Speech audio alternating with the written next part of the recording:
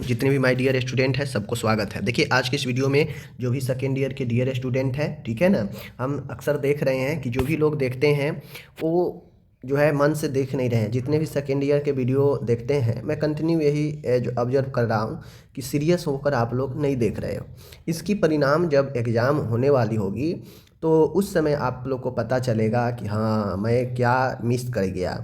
और कंपटीशन में तो पता चल ही जाता है सबको, जब 2-4 कंपटीशन एग्ज़ाम देंगे नहीं निकलेगा, जब प्रेशर बढ़ेगा तो फिर पता चल जाता है कि मैंने कहाँ पे गलती कर दिया। अगर आधा घंटा डेली 1 घंटा पढ़ा होता तो आज कितना सारा नॉलेज होता और जॉब भी जल्दी हो जाएगा। बाकी कोई नहीं, मेरा जो मेहनत है मैं प्रतिदिन कर ही रहा हूँ। आपकी जो इच्छा कीजिए, ठीक है। चलिए आज की इस मेंटल हेल्थ का 11वां नंबर का वीडियो है, ठीक है ना। मेंटल हेल्थ का 11वां नंबर का वीडियो है। आप सभी सेकेंड ईयर के लिए किसी भी स्टेट से आप तैयारी करते हैं, आप 23 से 24 सेशन की तैयारी कर रहे हैं, ठीक है, या फिर कोई भी सेशन की तैयारी कर रहे हैं। सेशन क्वेश्चन सब तो सिलेबस एक ही होता है, सेशन पे तो सिलेबस बदलता नहीं है, तो इसलिए कोई भी सेशन है अच्छा है आप लोग पढ़िए। बट ये वीडियो मैं अभी 23 से 24 सेशन के लिए करा रहा हूँ, ओके। चलिए शुरू करते हैं। आज का एक काफ़ी खूबसूरत प्रश्न है, वो है आपका मनोभ्रंश, जिसे हम लोग डेमेंशिया कहते हैं, ठीक है। डेमेंशिया क्या होता है ये हम लोग आज समझेंगे कि आखिर ये डेमेंशिया जिसे मनोभ्रंश कहते हैं और इसका हम लोग क्लासिफाइड देखेंगे डेमेंशिया का, ठीक है। चलिए देखते हैं। सबसे पहले मैं यहाँ पे बता दूँ, डेमेंशिया एक आपका ऑर्गेनिक डिजीज है। क्या है? ऑर्गेनिक आपका डिजीज है, उपार्जित रोग है, ठीक है, जो अर्जित किया जाता है, समझ गए, अपने जीवन में। तो डेमेंशिया चूँकि यह एक मस्तिष्क से संबंधित बीमारी है, इसमें होता यह है डेमेंशिया में कि जो न्यूरॉन्स होता है मस्तिष्क का, जैसे हमारे बॉडी में जो सेल है कोशिका है, उसी प्रकार से ब्रेन का सेल कौन है? न्यूरॉन्स है, ठीक है ना। ब्रेन का सेल जो है न्यूरॉन्स है। तो ये न्यूरॉन्स में क्षति पहुंचने लगता है, ठीक है ना, हानियां होने लगती है। अब जैसे ही सेल में हानियां होगी तो चाहे आप बॉडी के किसी पार्ट में सेल हानि हो या फिर मस्तिष्क में हो, उस जगह पर आपको समस्या उत्पन्न होगा ही। तो ब्रेन के न्यूरॉन्स में हानि पहुंचने लगता है तो वहाँ पे समस्या क्रिएट होने लगता है, ठीक है। और ये जो चीज़ें होती है मैं बता दूं, डिमेंशिया यह उम्र बढ़ने के साथ जो है ज़्यादा होता है, ठीक है ना, ध्यान रखिएगा। डिमेंशिया को हिंदी में मनोभ्रंश कहते हैं। इसका अलग अलग आपको प्रभाव होते हैं। आमतौर पर मनोभ्रंश में व्यक्ति का मन, मेमोरी, थॉट, बिहेवियर ये प्रभावित होता है, समझ गए। आमतौर पर मनोभ्रंश अगर किसी को होता है, चूँकि यह एक मेंटल डिसऑर्डर है, यह मस्तिष्क है। मैंने आपको पढ़ाया कि मेंटल डिसऑर्डर 2 प्रकार का, साइकोटिक और न्यूरोटिक, ठीक है ना। तो यह न्यूरोटिक प्रकार में आएगा मनोभ्रंश, ठीक है। वैसे यह ऑर्गेनिक डिसऑर्डर है, याद रखिएगा। डेमेंशिया और डिलेरियम यह दोनों ऑर्गेनिक प्रकार का डिसऑर्डर है, ठीक है। अगर आपसे पूछे कि dementia which type of mental disorder, तो आपको बताना है ऑर्गेनिक मेंटल डिसऑर्डर, ठीक है। अगर ऑप्शन में ऑर्गेनिक नहीं रहता है, न्यूरोटिक रहता है, तो आपको न्यूरोटिक मारना है। क्यों? क्योंकि यह न्यूरॉन को जो है प्रभावित करता है, ब्रेन का न्यूरॉन को क्षति करता है, जिसके कारण मस्तिष्क में गड़बड़ी होता है, ओके। अब इसमें जो मस्तिष्क में समस्या उत्पन्न होता है तो इसमें आपका मन, मेमोरी, सोचने की क्षमता, व्यवहार, व्यक्तित्व, सोने की क्षमता, मतलब बहुत सारे चीज़ जो है आपको गड़बड़ाने लगता है, ठीक है, ये चीज़ें होता है। अब चूँकि मैंने बताया यह एक उपार्जित, यह एक जो है ऑर्गेनिक डिसऑर्डर है, ठीक है, जिससे व्यक्ति की जो इंटेलिजेंस, बुद्धिमत्ता होती है, ठीक है, वो जो है आपका प्रभावित होता है। पर्सनालिटी, मेमोरी, ध्यान, भाषा आदि प्रभावित होता है। मतलब इसमें व्यक्ति का जो ब्रेन से होने वाला जो भी फंक्शन होता है वो सारे जो है गड़बड़ाने लगता है। तो चाहे आपका सोचना हो, समझना हो, व्यवहार हो, मेमोरी हो, मन हो, व्यक्तित्व हो, कुछ भाषा हो, ये सब हमारे मन के द्वारा होता है, तो उस सब जो है प्रभावित होता है, ठीक है ना। मनोभ्रंश के कारण बौद्धिक क्षमताओं का लोप हो जाता है। मनोभ्रंश के कारण व्यक्ति का बौद्धिक जो क्षमता होता है, जो व्यक्ति का कॉग्निटिव लेवल होता है, बौद्धिक क्षमता, वह गड़बड़ा जाता है। क्यों? क्योंकि ब्रेन ही सही से नहीं काम कर पाता है, ब्रेन जो है डिसफंक्शन होने लगता है।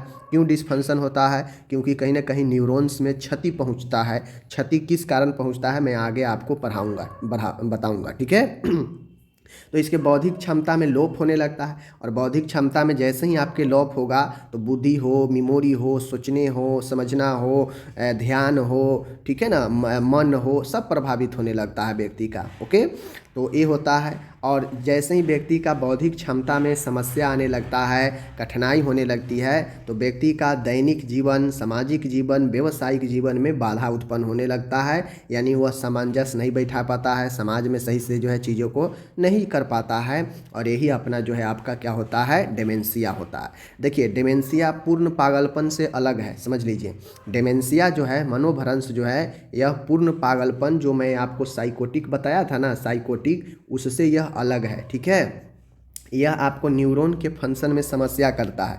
पूर्ण पागलपन में व्यक्ति जो है चीज़ों को बिल्कुल वास्तविकता से दूर चला जाता है, रियलिटी का वहाँ पे आभास नहीं होता है, लेकिन यहाँ पे रियलिटी का आभास रहता है। जब आप डिफरेंस देखिएगा तो पता चलेगा, मैं बताऊंगा डिफरेंस, ठीक है ना। फिलहाल ये समझिए कि डिमेंशिया क्या है, मैंने आपको समझा दिया अच्छे से, ठीक है। अब आता है डिमेंशिया का क्लासिफिकेशन करने के लिए आपसे पूछता है। डिमेंशिया को निम्नलिखित रूप से दो भागों में हम बांट दिए हैं।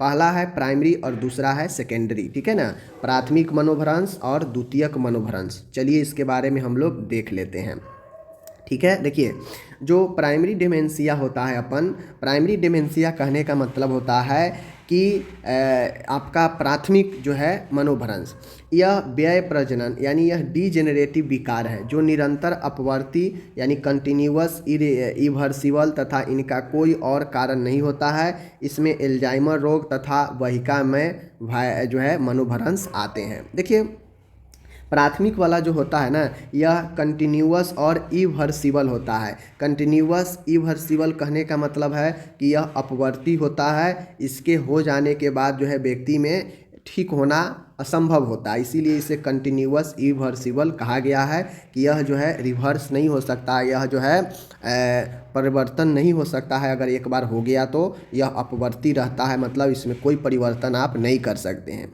ठीक है। इसका जो है मैं बता दूं, कोई अन्य कारण नहीं होता है। इसमें मुख्यतः दो कारण होते हैं, एक अल्जाइमर रोग और एक वहिकामय, ठीक है। एक आपका भस्कुलर के कारण मनोभ्रंश होता है और एक अल्जाइमर रोग के कारण होता है, और यही दोनों जो होगा आपका, वह जो है व्यक्ति में अगर हो जाता है तो वह जो है यह अपवर्ती कहा जाता है, क्योंकि इसमें आप कोई परिवर्तन नहीं कर सकते हैं, ठीक है। जैसे देखिए, अल्जाइमर डिजीज कहने का मतलब क्या है। अल्जाइमर यह जो है जराकालीन मतलब जो जीरियाट्रिक होता है, वृद्ध समय होता है, वृद्धावस्था से पूर्व 60 वर्ष से कम आयु होने वाले मनोभ्रंश का सबसे साधारण जो है व्यय प्रजनन कारण है।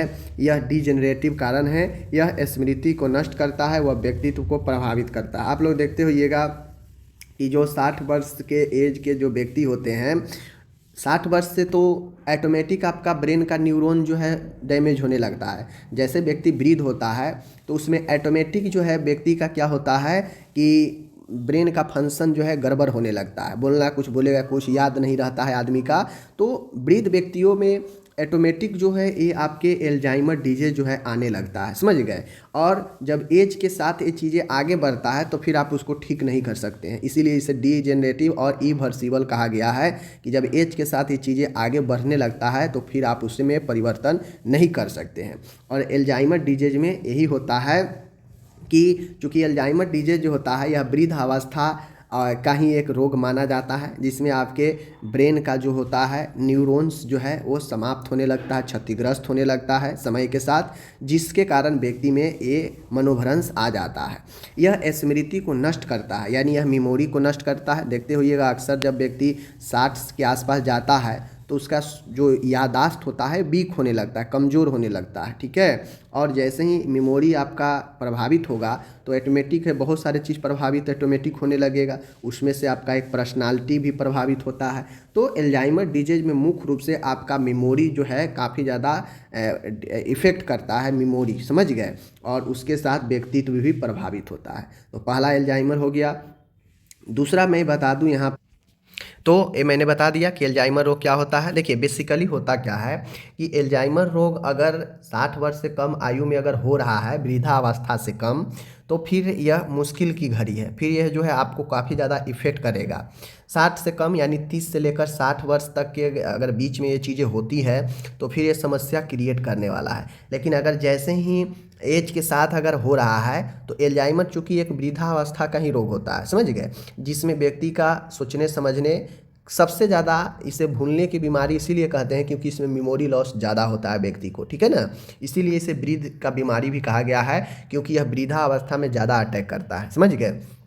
ये चीज़ें हैं, तो एल्जाइमर के बारे में बता दिए। आगे मैं बढ़ता हूँ यहाँ पे, तो दूसरा आप लोग देखे होंगे प्राइमरी वाला में कि एक एल्जाइमर था और एक आपका भस्कुलर है। भस्कुलर कहने का मतलब है वाहिकामय, मतलब कुछ ऐसे रोग ब्रेन में जो वाहिका से संबंधित हो, जो ब्लड वेसल्स में समस्या के कारण हो, ठीक है। जैसे देखिए, इस विकार में सेरेब्रम में रक्त का प्रवाह कम होने से बौद्धिक कार्य प्रणाली में गिरावट आती है। कहने का मतलब है कि भस्कुलर के मतलब होता है जैसे स्ट्रोक जो लगता है तो क्या होता है, उसमें ब्रेन को ऑक्सीजन कम मिलता है, क्योंकि ब्लड सप्लाई जो है कमने लगता है, ठीक है ना, ब्रेन को।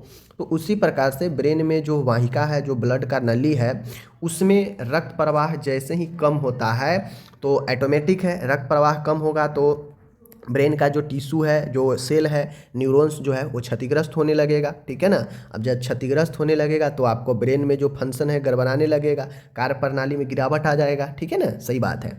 जिससे व्यक्ति की चाल, दैनिक कार्य, बोल चाल, स्वाद पहचानने में कठिनाई आती है। यह रोग पुरुषों में अधिक पाया जाता है। तो जो भस्कुलर डेमनेशिया कहने का मतलब है कि ब्रेन में जो रक्त की नली है, जो वाहिका है, इस वाहिका में कोई समस्या होने से रक्त प्रवाह में कमी आने लगती है, ठीक है। अब जैसे ही रक्त प्रवाह में कमी आएगी तो ऑटोमेटिक है भाई, अगर कोशिका को रक्त नहीं मिलेगा तो ऑक्सीजन नहीं मिलेगा, और जब ऑक्सीजन भी नहीं मिलेगा तो डिस्ट्रॉय होने लगेगा, नष्ट होने लगेगा, और जैसे ही सेल नष्ट होगा तो उस अंग में आपको दिक्कत होने लगेगा।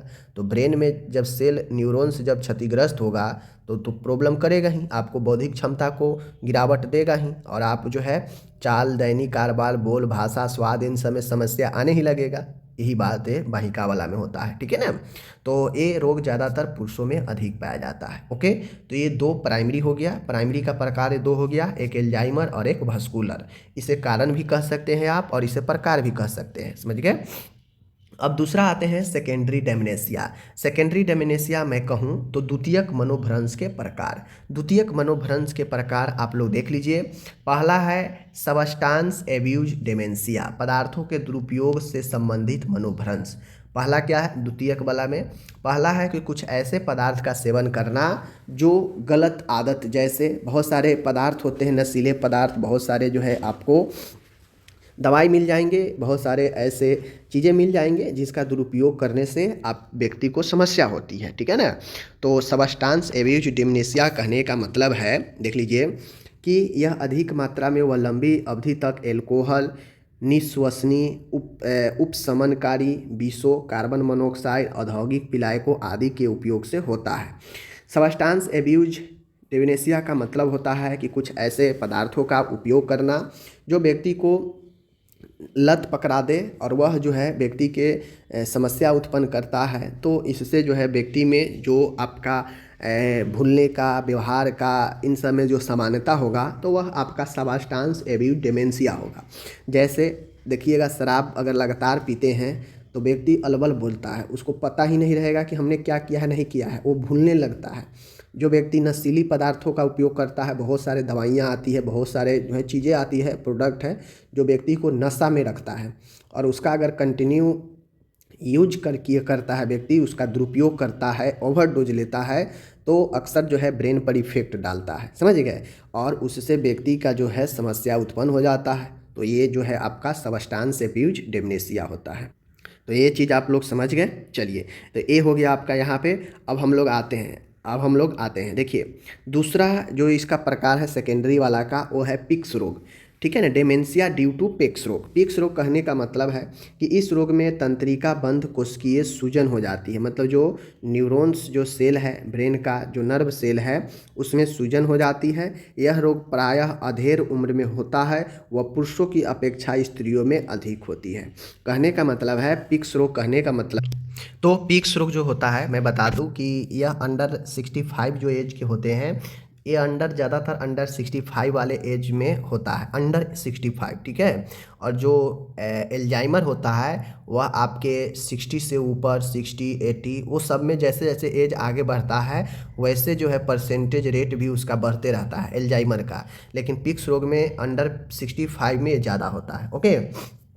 लेकिन मैं यहाँ पे बता दूँ, डिमेंशिया जो होता है पिक रोग के कारण, जिसे हम लोग क्या कहते हैं, पिक रोग को हम लोग जो फ्रंटेरल होता है, फ्रंटल होता है, टेम्पो फ्रंटोल होता है, ठीक है ना, उसको इसे हम लोग FTD, ठीक है ना, फ्रंटल टेम्पो, ठीक है ना, फ्रंटो टेम्पो डिमेंशिया, यानी जो फ्रंटल होता है, सामने वाला जो मस्तिष्क होता है उसको ये ज़्यादा प्रभावित करता है, इसीलिए इसे फ्रंटो टेम्पोरल डिमेंशिया कहा जाता है, ओके। अब मैं यहाँ पे बता दूँ, पिक्स रोग में होता है अक्सर कि जो नर्व्स होते हैं, जो सेल होता है न्यूरॉन्स, उसमें जो है सूजन पैदा करता है। सूजन पैदा करता है तो चूंकि आपको समस्या होगा ही होगा, तो यह अधेड़ उम्र में ज़्यादा होता है, यानी वही 65 से कम में जब भी हो, यह पुरुषों की अपेक्षा स्त्रियों में अधिक हो जाती है। और जब ये चीज़ें होता है तो सेम कंडीशन है कि व्यक्ति का मेमोरी लॉस, व्यक्ति का दूसरे से बात करने में कठिनाई, समझने में, बातें को समझने में कठिनाई, ये चीज़ें जो है होता है, ओके। आगे तीसरा जो इसका प्रकार है सेकेंडरी का, या इसे कारण भी कह सकते हैं कि डेमेंशिया ड्यू टू HIV के कारण डेमेंशिया होता है। यह HIV संक्रमण के कारण होता है। इसके लक्षण मेमोरी का नाश होना, मेमोरी का लॉस होना, ठीक है, आवेश इमोशन का अभाव होना, चौकसी का अभाव, घबराहट, मनोप्रेरक, मोटिवेशन में कमी, और इन सब व्यवस्था में परिवर्तन होता है। तो डेमेंशिया कहने का मतलब है HIV संक्रमण के कारण भी होता है, समझ गए।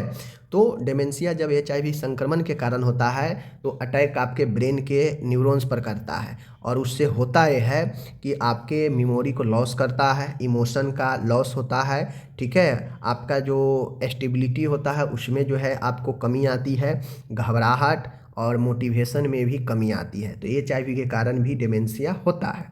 एंड लास्ट बनता है अपना विल्सन रोग। विल्सन रोग कहने का मतलब है कि डेमेंशिया विल्सन रोग के कारण भी होता है। यह अलिंगन सूत्रीय विकार है, यानी यह ऑटोसोमल डिसऑर्डर है, ओके। इसके लक्षण लीवर की दुष्क्रिया, विकृतीय पेशी, डिस्टोनिया, कंपन, सेरेब्रल एटेक्सिया, समझ गए, सामाजिक संबंधों में बिगाड़ तथा गंभीर न्यूरोसिस अथवा सिजोफ्रेनिया है। अब विल्सन रोग जो होता है यह एक ऑटोसोमल डिसऑर्डर है, सूत्रीय अलिंगन विकार है, ठीक है। इसके लक्षण ये होता है कि आपके लीवर में दुष्फंक्शन हो जाएगा, ठीक है। उसके बाद डिस्टोनिया, विकृतीय यानी पेशीय तान में समस्या होगा, ट्रीमर, कंपन हो सकता है, सेरेब्रल ब्रेन में एटेक्सिया जो होता है वो हो सकता है, सामाजिक संबंधों में गड़बड़ी हो सकता है, और गंभीर न्यूरोसिस और सिजोफ्रेनिक बीमारी हो सकता है। तो ये अपन जो है विल्सन रोग हो गया, समझ गए। और ये विल्सन रोग के कारण जो है होता है अपन क्या चीज़, डिमेंशिया, ओके। कल आप लोग विल्सन रोग को अच्छे से समझ लीजिए। देखिए विल्सन रोग एक आपका ऐसा रोग है जो एक ऑटोसोमल डिसऑर्डर है, ठीक है, जो एक आनुवांशिक रोग है, ओके। अब ये जो आपका विल्सन रोग है इसमें आपके लीवर के फंक्शन में गड़बड़ी होता है। क्यों गड़बड़ी होता है? ब्रेन के फंक्शन में गड़बड़ी होता है। क्यों गड़बड़ी होता है? क्योंकि विल्सन रोग में बेसिकली होता यह है कि आपके लीवर में अत्यधिक जो कॉपर होता है, ठीक है ना, जो कॉपर होता है, अत्यधिक कॉपर जमा यानी तांबा जमा होने के कारण, ब्रेन में तांबा जमा होने के कारण, या आपके लीवर, आपके ब्रेन, आपके जो बॉडी में ट्रिमर होता है, इन सब में समस्या जो है होने लगता है तांबा अत्यधिक जमा होने के कारण। यह रोग अधिकतर बच्चे में देखने को मिलता है, ओके। तो इस प्रकार से ये डिमेंशिया के 4 कारण मैंने यहाँ पे बता दिया। अब मैं यहाँ पे इसके कुछ लक्षण जो है आपको बता देता हूँ। लक्षण में इसको प्रारंभ में क्या क्या लक्षण होते हैं, मनोभ्रंश, डिमेंशिया के प्रारंभिक स्टेज के क्या लक्षण होते हैं देख लीजिए। जैसे ऊपर जो आप पढ़े हैं ना, उम्मीद है आप समझ ही गए होंगे, लेकिन इसका लक्षण देख लीजिए। हाल की जानकारी और घटनाओं के बारे में भूल जाना। डिमेंशिया में होता यह है प्रारंभ में कि व्यक्ति का मेमोरी लॉस जो है धीरे धीरे होने लगता है, और हाल फिलहाल में जो घटना होता है व्यक्ति को याद नहीं रहता है। तो पहला ये होता है। अल्प अवधि में अनावश्यक प्रश्न या टिप्पणी, कम समय में व्यक्ति जो है चाहता है कि ज़्यादा फालतू का प्रश्न और टिप्पणी जो है करने लगता है, कम ही बात में, कम ही समय में, ठीक है। आमतौर पर इस्तेमाल की जाने वाली चीज़ों को खोना या उन्हें असमान स्थानों पर रखना। आमतौर पे इसमें होता यह है कि जो इस्तेमाल होने वाली चीज़ें हैं वो व्यक्ति कहीं और रख देगा, उसे ध्यान में ही नहीं रहेगा, यानी भूलने की काफ़ी ज़्यादा समस्या होता है। महीनों और मौसम से अनभिज्ञ होना, व्यक्ति को जब ये समस्या होता है तो व्यक्ति महीना कौन सा चल रहा है, कौन सा दिन है, कौन सा मौसम है, इससे व्यक्ति को जो है अनभिज्ञ हो जाता है, पता नहीं चल पाता है। सही प्रकार के शब्द चुनने में कठिनाई होता है, व्यक्ति को जो है शब्द चुनने में, बोलने में कठिनाई होने लगता है। ओके, व्यवहार, मनोदशा, मूड डिसऑर्डर, मूड ठीक है ना, मूड हो गया, बिहेवियर हो गया, इंटरेस्ट हो गया, इसमें अचानक से व्यक्ति में परिवर्तन आ जाता है। तो आप लोग देख लीजिए, जो आप ये लक्षण देखे हैं यह मेमोरी, थॉट, ब्रेन से होने वाला ही सारा चीज़ें हैं। ठीक है, जैसे हम कोई चीज़ याद नहीं रख पाते हैं कि आज कौन दिन है, कौन सा मौसम चल रहा है, कौन सा महीना है, तो कहीं ना कहीं वो आपके ब्रेन का ही जो है डिसफंक्शन है, वो आपको जो है कहीं ना कहीं मेमोरी को ही अटैक किया है, तभी तो आप नहीं याद हो पा रहा है। कोई हम शब्द को नहीं पढ़ पा रहे हैं, नहीं चुन पा रहे हैं, कठिनाई हो रही है बोलने में, तो कहीं ना कहीं हमारा ब्रेन का ही फंक्शन है। पेट से, हाथ से तो हम नहीं ना कोई चीज़ याद करते, नहीं ना बोलते हैं, वही चीज़ें हैं। मनोभ्रंश में जो उन्नत लक्षण होते हैं, जो काफ़ी ज़्यादा प्रोग्रेसिव से ऊपर का लक्षण होते हैं, उसमें क्या होते हैं, पूरी तरह से भुलक्कड़ और अनिर्णयकार। प्रारंभिक में होता है, धीरे धीरे आदमी भूल जाता है छोटी छोटी बात, लेकिन जब उन्नत किस्म का लक्षण होगा, जब लास्ट स्थिति का जो लक्षण होता है, उसमें व्यक्ति पूर्णतः भुलक्कड़ हो जाता है और निर्णायक होना, वो निर्णय नहीं कर पाता है। संवाद करना यानी बातचीत करना, सही शब्द चुनना, खोजना, उससे दिक्कत होने लगती है। ओके, दैनिक कार्य में व्यक्ति असमर्थ होने लगता है, जैसे दांत साफ करना, नहाना, खाना बनाना, इन सब में व्यक्ति जो है समस्या उत्पन्न होने लगता है, बहुत ज़्यादा भूलने लगता है, नहीं कर पाता है। समस्याओं को हल करने में तर्कहीन होना, कहने का मतलब है कोई समस्या है तो ऐसे व्यक्ति जिसमें डेमेंशिया काफ़ी ज़्यादा प्रभावित कर दिया है, तो उसको कोई समस्या को समाधान करने में जो है वो असमर्थ हो जाता है, तर्कहीन हो जाता है। नींद के पैटर्न में चुनौती, व्यक्ति का नींद से संबंधी समस्या होने लगता है, कब सोना है, कब जगना है, उसका पैटर्न गड़बड़ हो जाता है। चिंता, उत्तेजना, आत्मविश्वास, भ्रम, अवसाद आदि का बिगड़ना, व्यक्ति में होता यह है चिंता, उत्तेजना, अविश्वास, भ्रम की स्थिति, डिप्रेशन आदि जो है व्यक्ति के अंदर आने लगता है। तो ये अपन जो है डिमेंशिया का उन्नत किसका लक्षण है। जब बहुत ज़्यादा डिमेंशिया गहराई से आ जाता है तो व्यक्ति में ये लक्षण होगा। जब स्टार्टिंग का होता है तो व्यक्ति में कुछ कुछ समस्या होता है, तो ये पहला स्टार्टिंग का लक्षण होता है। ठीक है, मैंने बता दिया, 1 से 2 बार देखिएगा, बहुत आसान है, अच्छे से समझ जाइएगा। इसी चीज़ को अगर आप किताब में पढ़िएगा तो इतना इधर उधर की बातें दी गई है कि आप उसे छोड़ दीजिएगा, 1-2 लाइन पढ़ के नहीं समझ में आएगा। तो वीडियो देखिए, समझिए, सुनिए वीडियो को, तभी फ़ायदा है। हम देखते हैं अक्सर, मैं 15-20 मिनट का वीडियो बना रहा हूँ, लोग देखते हैं कितना है पता है, 1 मिनट, 1.5 मिनट, इससे ज़्यादा लोग नहीं देख रहे हैं, 1 या 1.5 मिनट देख रहे हैं। तो बताइए, कुछ होंगे जो देख लेते होंगे 2-4 मिनट और बाकी आते हैं, ओपन करते हैं, चले जाते हैं। तो एवरेज अगर 1.5 मिनट व्यूज़ जा रहा है तो समझ लीजिए कि कितना लोग सीरियस है, कितना अच्छे से पढ़ रहे हैं। ठीक है, बाकी कोई नहीं, हम अपना मेहनत कंटिन्यू कर रहे हैं, करते रहेंगे और पिछले करते आ रहे हैं 3 सालों से। चलिए आप लोग पढ़िए, यही मैं कहूँगा। मिलते हैं।